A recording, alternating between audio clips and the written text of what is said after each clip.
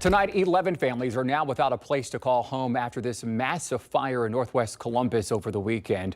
Thanks for sticking with us tonight at 6. I'm Andrew Kinsey. Yolanda is off. That fire happened early Sunday morning at the Camden Place Apartments near Tuttle Crossing Mall.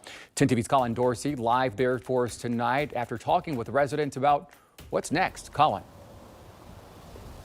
Yeah, when you see the damage left behind from that fire, and it's hard to see right now, we'll show it to you in a moment. It's really amazing that everyone was able to get out okay and no one was hurt. And today, some of the people living in that building were back just trying to pick up what was left.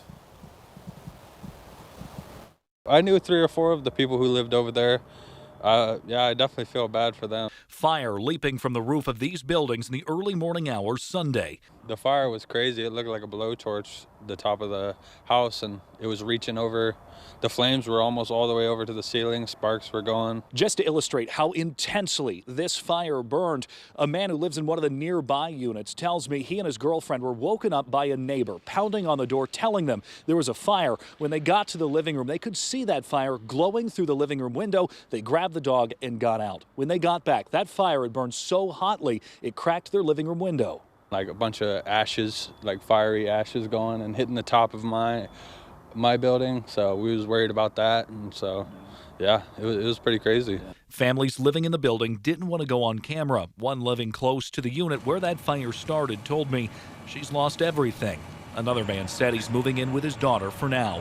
The American Red Cross has been there since the fire to help.